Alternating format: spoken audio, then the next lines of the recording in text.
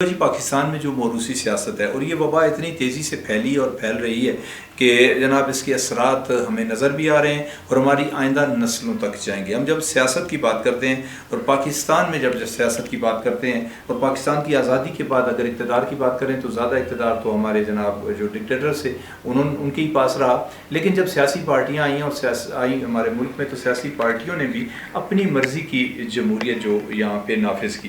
Pakistan Peoples party کی بات کریں، ذوالفقار علی بھٹو نے اس پارٹی کو قائم کیا تھا۔ ان کے دنیا سے جانے کے بعد جناب پھر ان کی بیٹی پارٹی کی سربراہ بن گئی، پہلے ان کی بیگم بنی، پھر بیٹی بن گئی، بیٹی کے جانے کے بعد جناب پھر داماد، اور داماد کے بعد اب ان کے ظاہر ہے نواسے آگے۔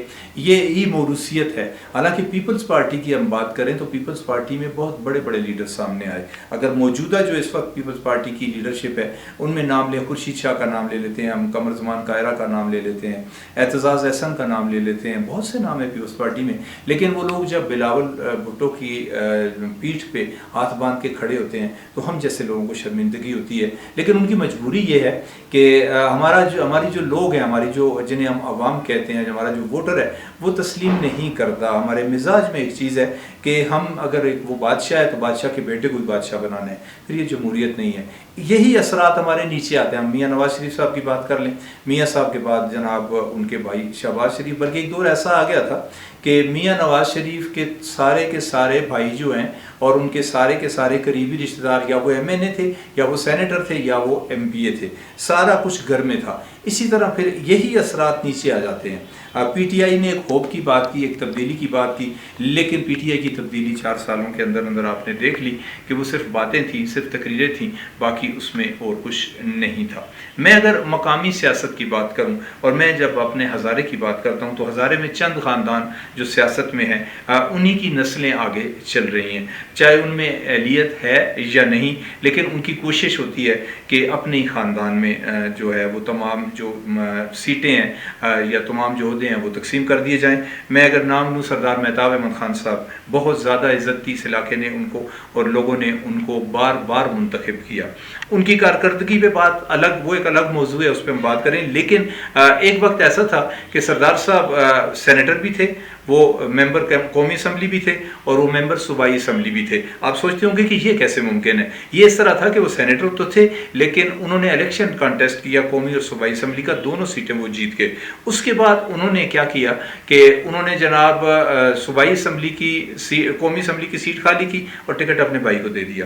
دوسری بار جب ایسا موقع آیا انہوں نے صوبائی اسمبلی کی سیٹ خالی کی تو ٹکٹ اپنے بیٹے کو دے دیا۔ ابھی حال ہی میں تحصیل میئر کے جو الیکشن ہوئے اس میں پھر وہ اپنے بیٹے کو لے کے آئے۔ پچھلے جو الیکشن تھے ہمارے بلدیات کے جس میں تحصیل ناظم کے لیے انہوں نے پہلے بیٹے کو ٹکٹ دیا، لیکن جب حالات انہوں نے دیکھا کہ وہ فیور میں نہیں جا رہے تو سردار شیر بہادر کے پلڑے میں انہوں نے اپنا وزن ڈال دیا۔ اسی طرح ہم آ جائیں ہمارا جو جس کو ہم جدون ہاؤس کہتے ہیں ایبٹ آباد میں، اقبال خان جدون صاحب، ان کے بعد سیاست آ گئی امان اللہ خان جدون صاحب کے پاس، ان کے بعد عنایت الرحمان صاحب کے پاس تھوڑا سا ٹینیور وہ بھی رہے، پھر علی خان جدون۔ اسی طرح مشتاق احمد غنی صاحب ہیں اور کل چند دن پہلے جو جلسہ ہوا ہے ایبٹ آباد میں پی ٹی آئی کا، اور وہاں سننے میں یہ آیا کہ جب عمران خان صاحب آئے تو ان کو ریسیو کرنے کے لیے مشتاق غنی صاحب کے بیٹے وہاں پہ موجود تھے اور وہ ان کو متعارف کرانے کا سلسلہ تھا۔ میں جب یہی حالات مانسرہ میں سردار یوسف صاحب کی بات کریں، وہ جناب ایم پی ہیں آج کل، پچھلا الیکشن پہلے وہ ایم این اے تھے تو ایم این اے کی سیٹ پہ پھر انہوں نے اپنے بیٹے کو ٹکٹ دے دیا اور صوبائی اسمبلی کی سیٹ پہ وہ خود الیکشن لڑے۔ اسی طرح ہم بٹاگرام میں چلے جائیں، ترنت خاندان ہے وہ آپ کے سامنے ہے سارا۔ اسی طرح ہم جناب کوہستان میں چلے جائیں، ایک ہی خاندان ہے۔